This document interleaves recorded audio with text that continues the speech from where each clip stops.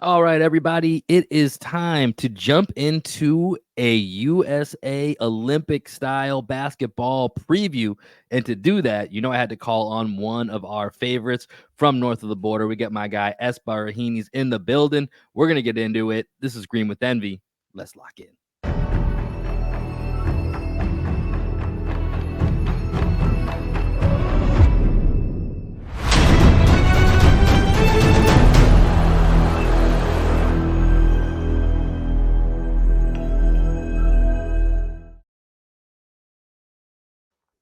What up, what up, what up? Welcome into another edition of Green with Envy, an Olympic preview edition of Green with Envy. As always, it's your boy Will Weir checking in. How you doing? How you living? Joining me today to help us preview the Olympics going down in Paris 2024 edition. We've got our correspondent from north of the border. It's Baraheni's in here, who knows anything and everything Canadian basketball related. The Renaissance is here. How you feeling, man? The golden era, it's begun. Yeah, we topple giants starting today, man. You know what I mean? I appreciate you having me on, man. I'm excited. Honestly, I think this is going to be one of, if not the best Olympic basketball tournament I've ever watched, just because of the sheer amount of talent. You know what I mean? Everywhere, not just Canada and America. Like there's a lot of teams that have. So we're gonna try to preview all of it because, like you said, the talent is literally everywhere. Quick programming note: we are recording this in advance of USA Canada on Wednesday, July 10th. So we don't know the results of that game, but that's one of the first scrimmage games that you're gonna see that's gonna really give you a view into some of these teams. We won't be talking directly about that, but the preview is gonna hold up. So don't tune us out, don't turn us off. Yes, sir. In fact, turn it the fuck up, and we're gonna make sure we get into everything for you here. So let's actually just start with the news of the day, at least as we're recording. And then I want to jump into kind of the group of death, which is where Team Canada lies. And we're going to talk about some of the different players that we're going to run into. But Team USA, big announcement earlier today. And I talked about this in the last podcast a little bit with Keith Smith. So if you want our thoughts on that, either go back on the YouTube page or scroll back here on either Spotify, Apple, wherever it is that you listen to our podcast. Appreciate you guys for tuning in. We talked a little bit about this, but Team USA starting to turn into Team Celtics. 25% of Team USA is now Boston Celtics. Derrick White replaces Kawhi Leonard, which I want to get your take on this. I feel like Kawhi Leonard being on Team USA always had, it never really passed the full sniff test, if I'm being honest. Yeah. It was always a bit fraudulent. So Derrick White replaces Kawhi. Number one, do you agree that it was always a little bit fraudulent of Kawhi being on Team USA? And then number two, your thoughts on Derrick White getting the call to replace him?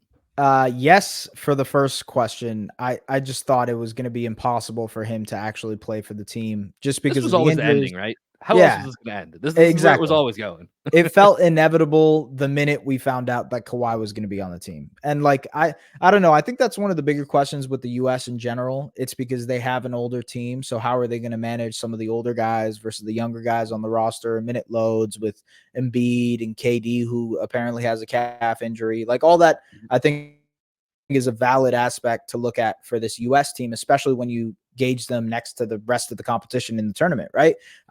Like they are a very veteran team that is going up against probably some of the best talent in the world. So how does that work?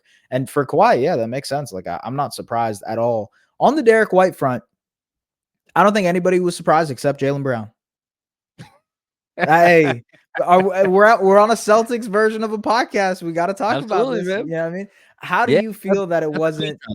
Yeah. How do you feel that it wasn't JB? Because look, you're missing the finals MVP, technically Eastern Conference Finals MVP too. You take Derrick White instead of him. I think Jaylen Brown would have been a more clean fit in terms of the replacement for Kawhi. Like if you're looking for Kawhi's type of skill set on the wings, would have made sense to add Jaylen Brown. So I am surprised that it was Derrick White. Maybe Jaylen Brown wasn't even consideration, but I don't know. It seemed like from Twitter, he wasn't too happy with it. Right. It's kind of weird. And I think you're totally right. If it's a 1-to-1 replacement, Jaylen Brown is a similar player to Kawhi Leonard. So if you're just looking for that, that's what makes more sense. To your point of, was he even in consideration? I brought this up in that episode with Keith, where when you go back to whenever they announced the pool of players that they were going to select from, which I think was 3/4 of the way through the season, maybe whatever, towards the end of the season, Jaylen Brown wasn't even in that pool, which was kind of disrespectful, if I'm being honest. So we start there. So he wasn't even in that. And I have no idea how strictly Grant Hill and Team USA Olympic Committee, they stick to that pool, but he was never in that. So I was surprised. I wasn't surprised that he wasn't going to get the call. And it was even reported, I think, during the finals that, hey, if Kawhi can't go, Derrick White might get the nod.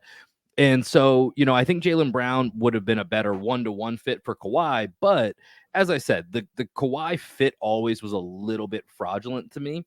And I think when you look at this roster for USA anyways, there's a lot of mouths to feed, man. There's a lot of guys that are going to have reputations, that have certain statuses.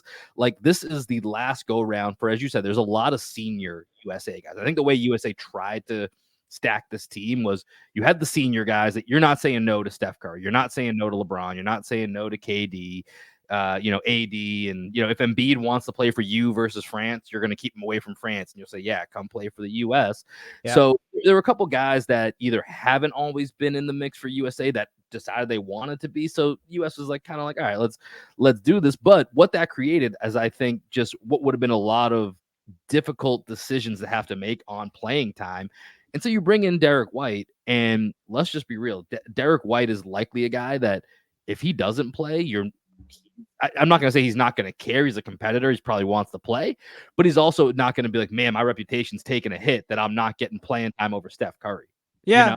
Yeah. It's a bit of an easier, I think, chemistry team fit. Whereas Jaylen Brown, if you were to throw him in the mix, and if Kawhi was still there, it's like you're still figuring out how to stagger all these minutes where it feels like you're not disrespecting, whether or not, and that might not even be legit. This is basically an all-star team, but you're not disrespecting these guys. Whereas Derrick White's a superstar role player. This is what he does. This is kind of where he's at. And so now him and Drew, and I think Drew's been an established Team USA guy, so they kind of wanted to keep that going. But I would guess Derrick White and Tyrese Halliburton are probably the two guys, if you look at that 12-man roster, that I would kind of expect, hey, if there's some games where you might not see them, and there's some games where maybe Derrick White needs more defense, or Steph Curry needs a break from handling the ball, and you see Tyrese Halliburton a little bit more. But those might be the two guys that don't play as much as the rest. Yeah, you're probably right. And also, we have to realize that it's 3 group games and then knockout stage, which is 2, maybe 3 games. And that's it. That's all you got. Yeah. There's only 6 games. You know what I mean? It's not a 7-game series, and it's also 40 minutes. So you don't have as much minutes as you do in a basketball game in the NBA, where you got 48 minutes. You can sprinkle in a guy here and there. For what it's worth, I agree with you on the Derrick White front. As in terms of getting a rotation player who doesn't necessarily need to dominate the ball or look for his own shots, et cetera, et cetera. He's obviously he was a near all-star type of player last year, good shooter, all that stuff. I can rave about Derrick White all I want. And also the point You're of welcome attack, to, by the way, great podcast to do it on if you want to take that. Yeah, I mean, look, the defense is the aspect where I think he's going to help massively, because now you have, I would say between Steph and Hallie, they had some legitimate holes at the point of attack.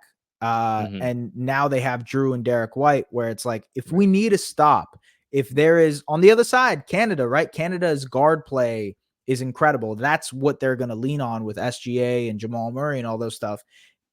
Now you have the good counter to that with Drew Holiday and Derrick White. So if you need a stop, that's the lineup you're going to if you need one. Right. So yeah, I like it, man.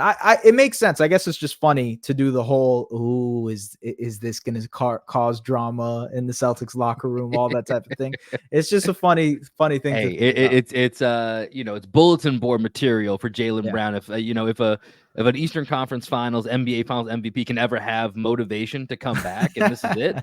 We'll take it. 3 guys get some gold medals, maybe, and then we get Jaylen Brown with the motivation. So we'll see. But before we get to any gold medals, we got to get into, like you said, group play is stacked. So real quick, I'm going to go through just for the audience, just to make sure that they're fully acquainted here. Let me read out the groups that are going to be in the Olympics here. So of course let's start with Group A, and this is the group of death. Much like if you think about the World Cup in soccer, there's always a group of death. This is definitively that group. So Group A, we've got Australia, Greece, Canada, and Spain. And then in Group B, we've got host country France, Germany, who won the last FIBA competition, Japan, and Brazil. And then in Group C, we've got Serbia, South Sudan, Puerto Rico, and USA. Let's start with the group of death, because that's where Canada is. And I think roster for roster, Canada feels like the second most talented roster. Doesn't guarantee you anything in this, but I think they're probably the second most talented roster in this particular setup right here. Yeah. So let me ask you, looking at that group of death, is Canada? Let's just ask you plainly: is Canada getting out of the group of death? Let's start there. I think I've said this at so many different things when people have asked me this. I think it's the group of death because Canada is in the group of death, and I'm not just saying that because I'm Canadian. Bars, Okay, dog. I really am not. I think the reason people are looking at this group as like this daunting group is because there is a clear-cut talent and depth advantage to what Canada has. And there is obviously these other teams that have been there and done that. Like Australia is a team that has been knocking on the door for 10 years, right? But they don't have that superstar level talent. They don't have that guy who's going to go and get you a bucket. Shout out to Patty Mills, but like he is not competing with SGA on an Olympic floor. I'm sorry, that's just not going to happen. I think the Spanish team is interesting because they're always competitive, they're always frisky, but Canada has beat them last year, right? And not only that, they don't have the talent, the superstar level talent that Canada can. Greece is interesting because they have Giannis, and Giannis, like SGA, can take over a game anytime he wants to. But again, Canada has the depth advantage over the Greek side. So it's like, to me, I think Canada should win this group outright. Maybe they end up losing a game, but I don't think they do. I think they end up winning all three of these games.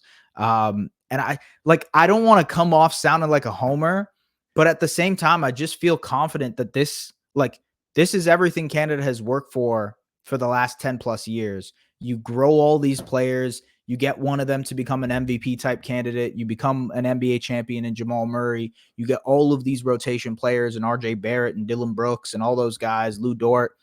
I think they are setting themselves up to win this group, and then we'll see what happens in the knockout stages. Because I think on the other side of the bracket, when you look at Serbia, who has Jokic, and you look at USA, who has Embiid, and you look at France, who has Wemby and Gobert, that's when things get difficult for them because they don't have that person who can guard those two. Like, sadly, if there's one area that the Canadian team doesn't have, kind of like a stranglehold on, it's the interior. Like, they don't have that big man that they can rely on. So I think that's where you're looking at, hopefully trying to avoid the three teams that I mentioned in the knockout stage. Yeah.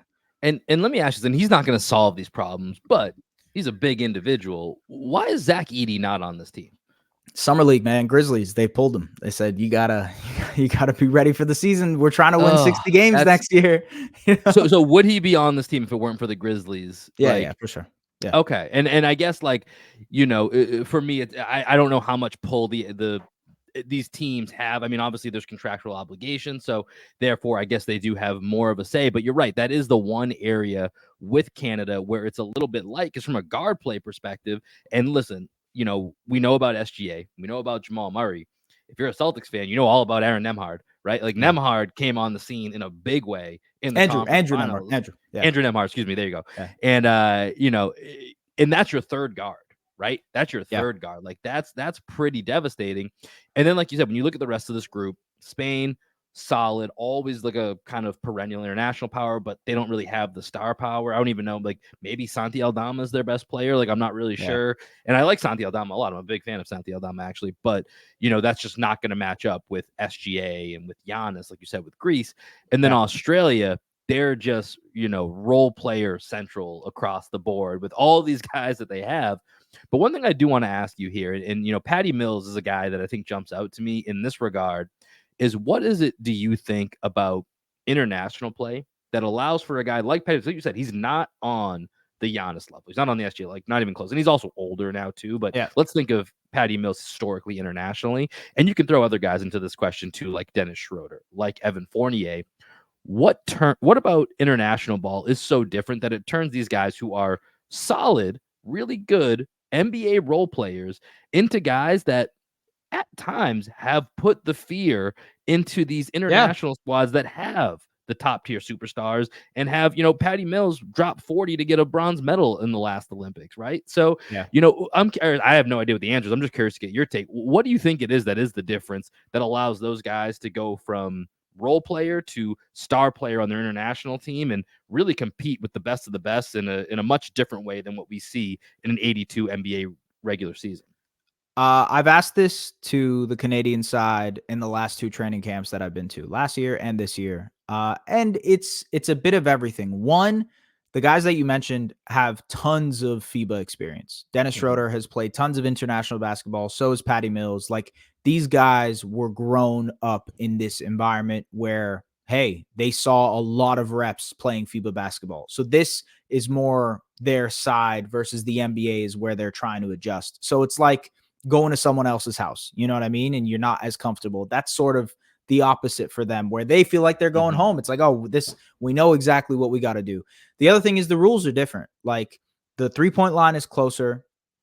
You know, Team Canada actually drew the FIBA 3-point line during practice on the OVO courts that they had, because they were like, hey, we got to practice from this instead of the 3-point line. And so that helps a guy like Schroeder, who's not the greatest 3-point shooter in the NBA, be more effective from the 3-point line. That helps Patty Mills, who's a good shooter in the NBA, become an even better shooter. So it's like these little things that help the game really get excelled. And man, I think the other aspect is, like, there's only 40 minutes. So the possession game is something that these guys understand way more than the NBA guys do. And it's weird because it's only an 8-minute difference, but that 8-minute difference is a huge factor to, like, the difference between a FIBA game. If it's a 13-point game in FIBA, it feels like it's over, right? But if it's a 13-point game in the NBA, it's like, oh, that's a couple threes, all good, call a timeout, we'll see what happens.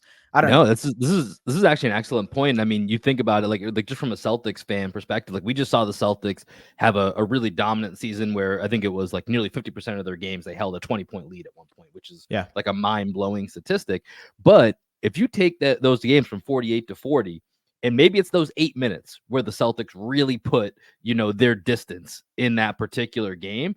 And now all of a sudden, like you got yourself a much tighter window where any little mistake, or it can flip that game a little bit quicker, or there's just more room for error. So I think that's actually pretty interesting to think about, just like the shortening of the games and what that allows, and for how much room you can really have to make a comeback, and how much the possessions matter that much more. I think that's a really interesting point about what makes some of these guys excel. So we looked at Group A.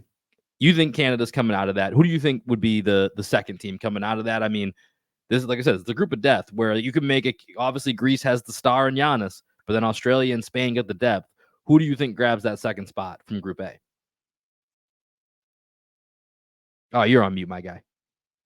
My fault. So there's a chance that all 4 of these teams make it to the knockout stages. That's true. Because there is break that down for us, how that works. I got you. So the top 2 spots in each group go into the next round, and then there is a wild card opportunity for 2 teams. The top 2-3 seeds essentially make it to the next round, but it's all based on point differential. So if Greece and Australia are the 7th and 8th best teams in the tournament, then they end up moving to the knockout stages. So just by like ranking them, I don't think there is a world in which all 4 of them make it. It's likely going to be 3 though. It's likely going to be 3. The top 2, I think, will be Canada and Australia. And I think that third team will likely be Greece. I don't see Spain, because Spain is just not what they used to be. They're older. They're banking on a lot of these other guys. The Hernan Rudy Gomez, Fernandez still out there, man. I can't Rudy believe Fernandez still cooking. I think I saw this is his 6th Olympics, which seems insane. That's it is wild. Yeah, I mean, dude, I remember him on the Portland Trailblazers, like cooking. You know what I mean? So like with Brandon Roy, he's been out of the NBA a minute. Yeah, he's exactly. still out there balling internationally. Yeah. And so I think it's going to be those 2 or 3. I don't think Spain gets through. I think it'll be those 3 that get through. Yeah, I think I'm with you there. I think Canada and Australia would be who I'd lean on. That will probably get the auto bids and the wild card. Especially for my own interest, I'd love to see Giannis get to the knockout stages, because then that gets really, really interesting. Yeah. Let's go to Group B here. This will probably be the group that we spend probably the least amount of time on. But France, Germany, Japan, Brazil. It feels like inside tracks here for France and Germany, who are going to be 2 teams that are fighting for medals, I think, by the end of it. France, they're the home country. You mentioned it, the Gobert, Wemby, the size. That's going to be a big issue for anybody, even for the U.S. Like dealing with Gobert and Wemby is going to be trouble. We talked about Fournier. They've got Koulibaly that's on there as well. And we just saw 4 French dudes go in the first round. Like those guys aren't playing on this team, but the French are talented. Is kind of they're coming. Yeah, exactly. That's kind of what when Canada wasn't here last time, but we knew they were coming. That's kind of the French now, and they already have maybe what's going to be the best player in the world by the next time we get to these Olympics in Wemby. So that's terrifying to think of. And then you have Germany in this group, and they've got the Wagner brothers, specifically Franz. We talked about Schroeder. They've got Daniel Tice. They've got a lot of guys that are just international pros, right? Like when you watch this team in that FIBA competition, was that last summer or 2 summers ago? Like you saw the professionalism of this German team. And so to the point that you made earlier about feeling comfortable, this is a team that is going to be super comfortable in this tournament. Do you see any chance for Japan or Brazil to make a run in this? Now, that's my country. Those are my guys right there. I know we snuck in. I don't know if we're gonna make too much noise here, but any chance you give to Japan and Brazil to make any noise in this group? Brazil could maybe make it interesting if they end up being like that third team. Like I said, the wild card. I would 100% it's going to be France and Germany top 2. Yeah. But I maybe Brazil kind of sneaks in there as that 7th or 8th spot. Who knows? We'll see. Yeah, I'm with you. Shout out to Bruno Caboclo, by the way. My dog. Man, 2 years away from being 2 years away from being here. Kevin Durant. He's the golden line. It's unbelievable. He's here now. He's leading us, baby. He's taking us to the promised land.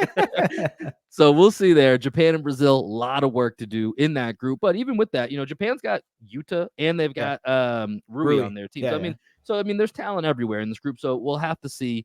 And then with that, let's go to Group C, and that's where Team USA is. You've got Puerto Rico, you've got South Sudan, you've got Serbia.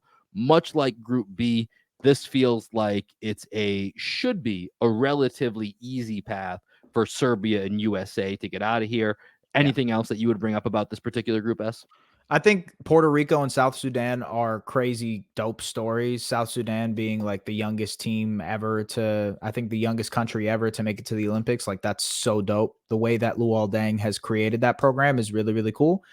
Shout out to them, but yeah, like they're outmatched in this situation. And same thing goes to Puerto Rico with Jose Alvarado, like getting them back for the first time since Carlos Arroyo. Like that's a really, really cool story. But again, outmatched compared to these two giants in basketball.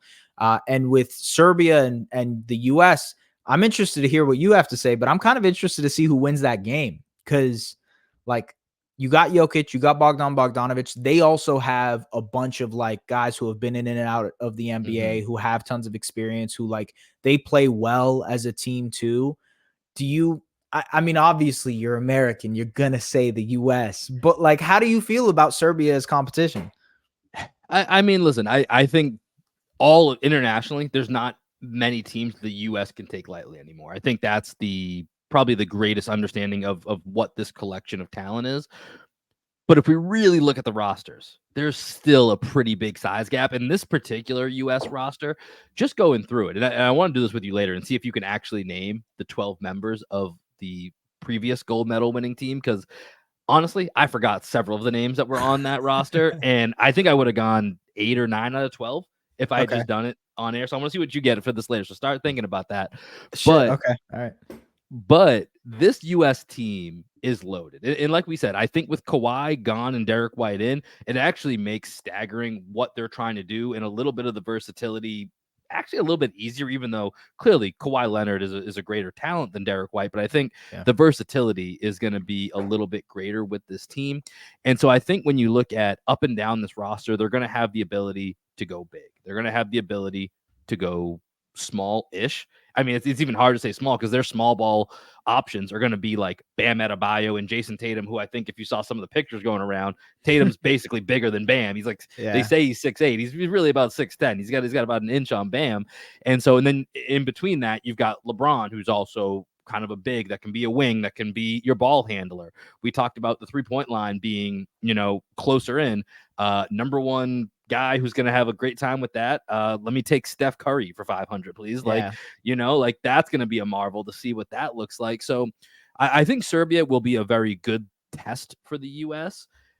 I really look at kind of France and Canada as the two teams that I think will have a realistic chance of beating the US. I think they're the two that have top end talent to go along with depth that I think can really challenge them, and maybe even Germany a little bit in here. But Yeah. it's Those are the top I 5 though. That's the top that 5 that you is mentioned right that there. is exactly, and that's where I was going to get to here is like what the teams with a real chance to medal, and when we're talking about them right now, it's going to be the U.S., it's going to be Serbia, it's going to be France, Germany, Canada.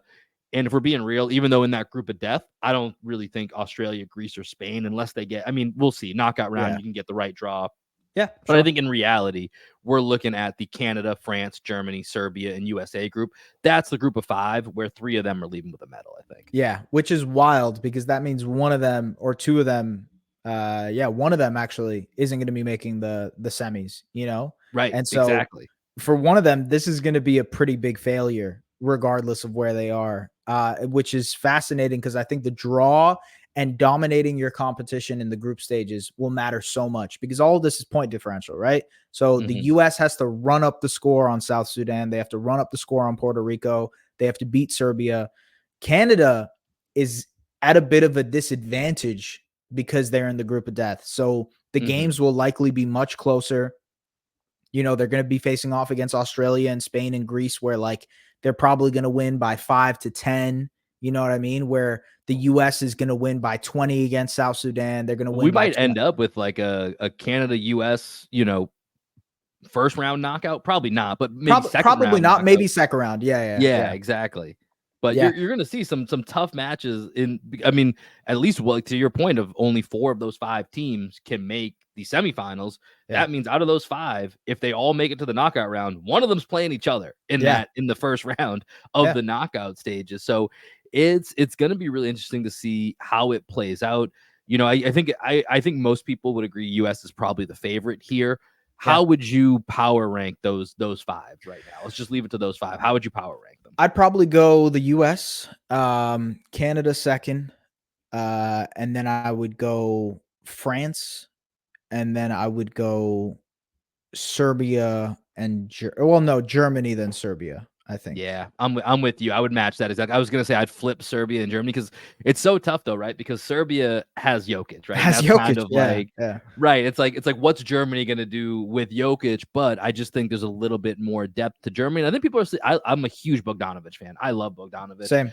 FIBA Bogdanovic is like he's like Kobe too. Like the way that he plays in FIBA basketball is incredible. Like, and he's unconscious, man. When he has no fear, and when he gets it going, he can be in another stratosphere, right? Yeah. So, and I think that's the type of players that you see succeed in this environment that are comfortable, but also they have a respectful fear, but they're confident in their abilities that they're not going to be afraid of, oh, LeBron's out there, oh, Tatum's out there, Anthony Edwards, whatever. Bogdanovic drops 40 regularly in the NBA. He's not going to be concerned. So I think I'm with you. I think that's the top 5, and I'm with you. I think this has to be, and this is without even, someone like Luka didn't even make it to the Olympics here. And there's plenty of guys, I mean, the Bahamas had a team that, lost to Spain. Imagine if the Bahamas got in. I actually think they were more of a challenger, to be honest, than Spain. When you get DeAndre Ayton, you get Eric Gordon, you get, who am I missing? Buddy Hield on that team. I know they have a young kid that's going to be a top 5 pick next year. I'm blanking on his name. Edgecombe, VJ Edgecombe. Exactly. Yeah, VJ Edgecombe, that's his name. And so that would have been the team. I was actually looking forward to Bahamas getting in because that's a hell of a story. And I don't know if they would have cracked that top 5, but I think they probably would have been number 6 if we were doing that power ranking. I would have had them probably right there with Greece. So a lot of talent everywhere you look right now. And I'm going to change this up here. I'm going to make this a little bit USA specific for just a minute. I want to get your take here. Who should start for Team USA? Should and will are very different stories. Answer them both. Okay. It's probably going to be Steph. I would probably go. I think there's 3 guaranteed spots is what I'll say to you right now. Yeah. Well, like, look, if we're going by the will, it's going to be Steph, LeBron, AD, and KD that start. Like I think those are and then from there it's like, okay, Tatum deserves a spot, but is he going to start with those guys? They could just go extra big and have it be that case. Like that would be cool. Yeah. Am I missing a guy? Like, I feel like I am Well, missing a guy one here. thing I'd push back on AD. I think it's AD or Embiid is going to get that Oh, starting right, spot. I Embiid don't too. think it's Embiid too. Yeah, necessarily. So yeah, I think for me, it's Steph, LeBron, and KD. Those right. three, whatever scenario. If KD has this little calf thing right now, but let's say he's healthy by the time we get to the start of the Olympics. I Yeah. think the three of them start. The three of them are the senior faces of the league. Like I think Embiid is a lock too, man. I I think so think too. I think it's a debate with AD, but I think Embiid probably gets it. And then yeah, it's that fifth spot. And that's where I think traditionally you'd probably go Booker or Edwards would be your two guard that yeah, kind of yeah, fills that spot. But you're right, it should be Tatum. It should I think yeah, Tatum, and you just go huge. And I know, and here's the thing: the versatility of having KD, Tatum, and LeBron out there, like you're also protecting Steph with how big you right. are and how long Yeah, you are. And I don't think this is where the U.S. sometimes does get hurt with some of the small, quick guards in the international play, which is why Drew Holiday and Derrick White are going to be so important at different points. And so I don't know. I think Tatum should get that spot. It feels like maybe they're going to have Ant Edwards in that spot, but I think it's probably between Ant and Tatum, and it becomes do we do a fit versus respect, or depending on how they want to look at it. yeah, I agree with you. Also, I heard on a podcast that they are going to do the double big lineup and start with AD and Embiid together. Oh, So that takes out a spot. And so if you're looking at that's Steph, interesting. LeBron, maybe they don't start KD because of the calf injury. Like maybe they're like, hey, we'll bring him Use in that as an slow. excuse. Yeah. Yeah. And then that way you kind of ease it into it easily, right? Now you have Steph, maybe you could throw in Tatum there, LeBron, AD, Embiid, call it a day. That's the way you would do it.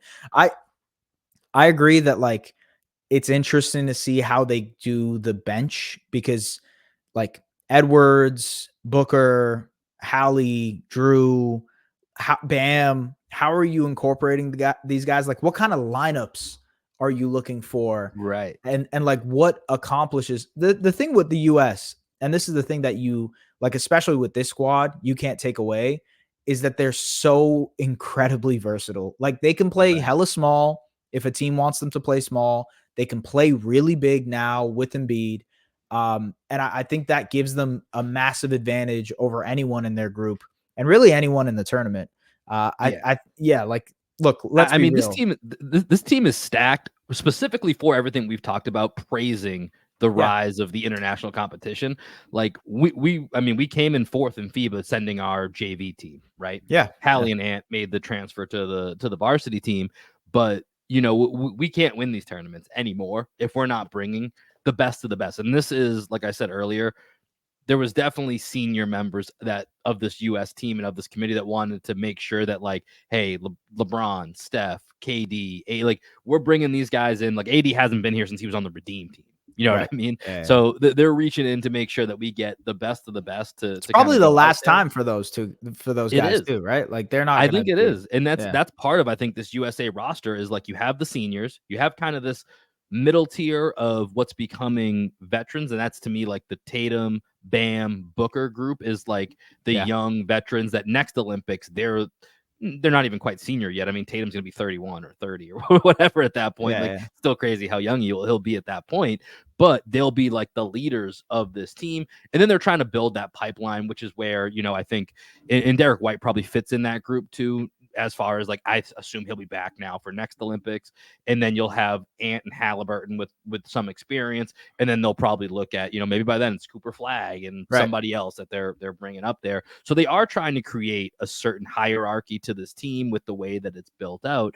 And so I think how they set up the starting lineups and the closing lineups. And like I said, I think there's a lot of ego in this when you're going to go this route where you have all these guys, and this is no more dream team. Oh, this is basically exhibition basketball. This is real shit. Absolutely not. Like, this is Yeah, going to be real competition. So this is not going to be the dream team winning by 40, maybe against a team like South Sudan that happens. But when you're playing Serbia, it's not happening. When you play any of those group of 5 or 6 that we talked about, you ain't yeah. winning those games by 40, right? So No. there's going to be guys where you go, this is our 8-man rotation. This is our best 8-man rotation. And maybe Bam or AD, sorry, you guys aren't playing tonight. Maybe Yeah. Tyrese Halliburton, this isn't a matchup for you, or only one of Booker or Edwards gets to play. Like, that's a Mhm. real decision that they're going to have to make. And that's crazy to think about with the level of talent on this team. Yeah, I'm very curious to see because, like, obviously, I saw this stat where it was from Redeem Team onwards to like 2016 or 2017, it was gold for every single tournament from the US. World Mhm. Cup, U17, U19, Olympics, everything was gold, right? Since then, though, they've lost, I think, 8 times. Oof. Like 8 games. They've lost 8 games, Okay. which maybe sounds like nothing, but for the But it is US, actually well, I mean, like we talked about, there's only 6 games in this tournament, yeah, right? So exactly. it's Yeah. even still it's 6 times, and each tournament's a little bit different, but Right. you're only Yeah. playing a handful of games. So 8 times, it's put it this way, it's a hell of a lot more than they were ever losing pre-2012. Exactly. Yeah. Which like the margin, if the margin was 1,000 before, it's 100 now. And Yep. like it's still a big margin. Don't get me wrong. When you have a team, you look at the roster that the US has put out there, like it's monstars, like this is Yeah. you're playing with some of the best players to ever pick up a basketball. But at the same time, now the world has just slightly caught up to the point where they can put up a good fight. I think Canada, I don't know. We'll see what happens in this exhibition game and how well they play. I think they have some legitimate concerns in terms of like the big man spot, but Yeah. everywhere else, I feel like they can compete pretty well. What's the main rotation you're expecting from Team Canada? So the starters are going to be, Kelly Olynyk, and then you have RJ Barrett and Dylan Brooks and Jamal Murray and SGA, and then off of the bench you have Nemhard, Trey Lyles, probably Dwight Powell just for big body reasons. Dwight's kind of Mhm. washed, to be honest with you, but for Yeah. Canada purposes, you'll need him. And then yeah, I think that's pretty much the rest of the rotation. Nickeil Alexander Walker will play as well. Like you have Yeah. that point of attack defender.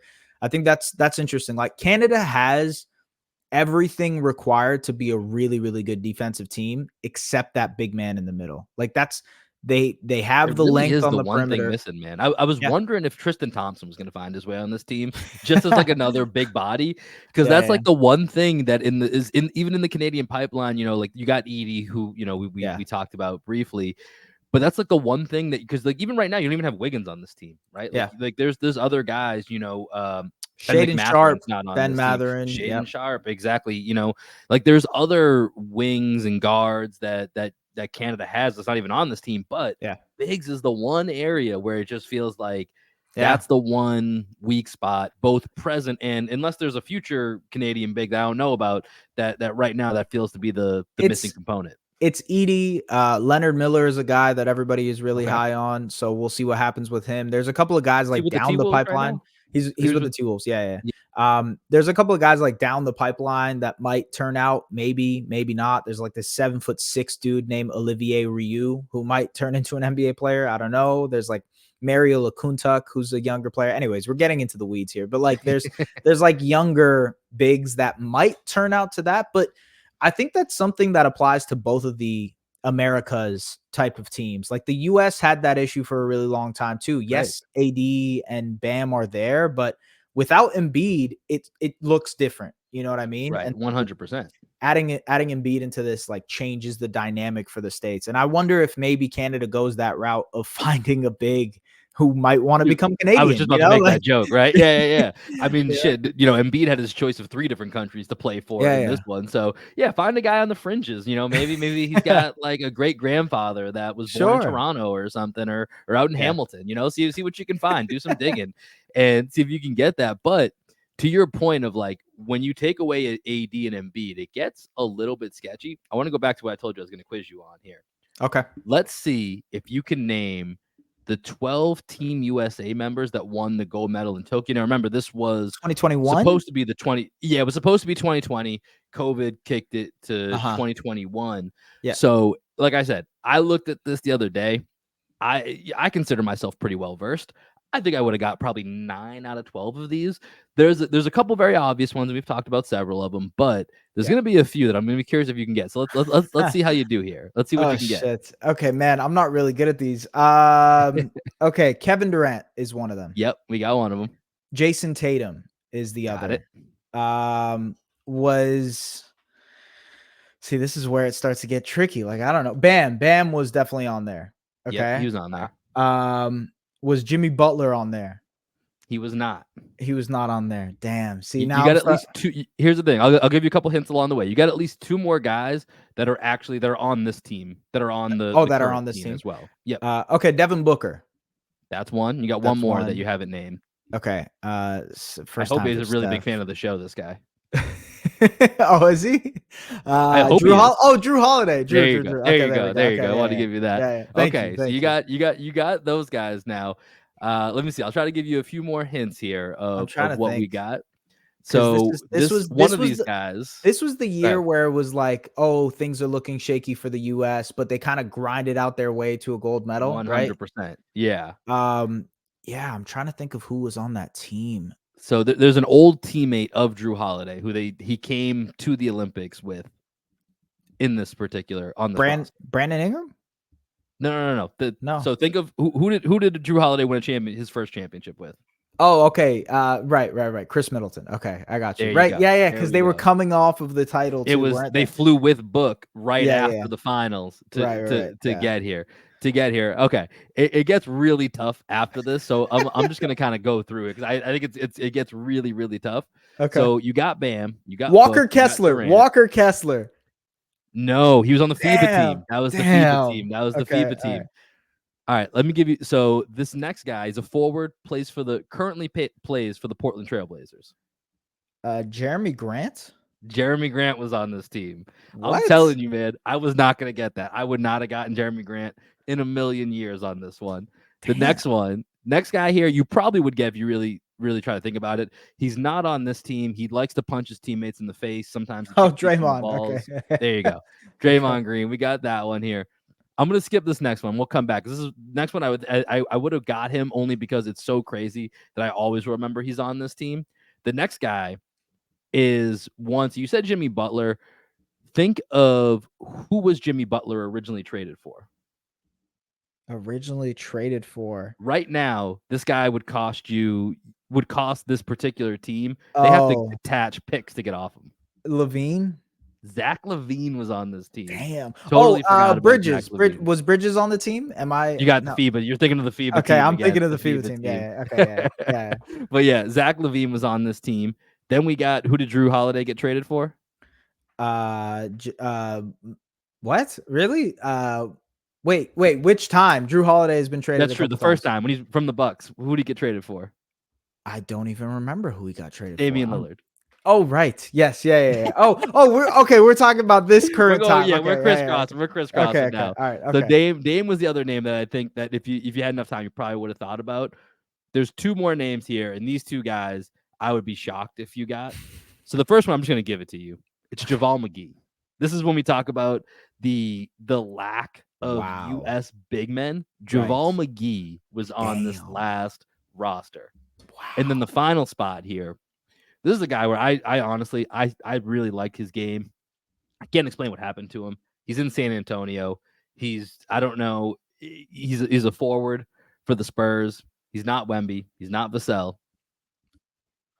Keldon Johnson was on this team. Keldon Johnson has a U.S. Olympic gold medal. And you know, funny man, I will always I would have got him if I was asked this trivia question a couple days ago. JaVale McGee, Jeremy Grant, and Zach LaVine. No chance I was getting those guys.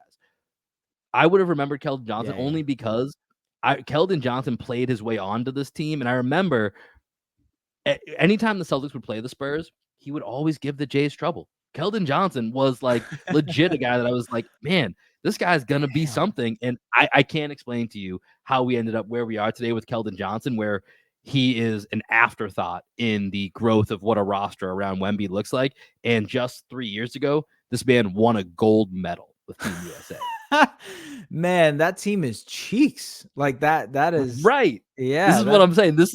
Imagine this team now, how you would feel about this team going into the tournament that we just spoke about. No, absolutely not. They would not be the gold medal at all. Exactly. And I mean, they had their opening game in this to France, and then they had to kind of scratch and claw their way. And like you said, they grinded it out, but it was not easy. And so, USA after even winning the gold last time, they reloaded in a big way for this upcoming tournament.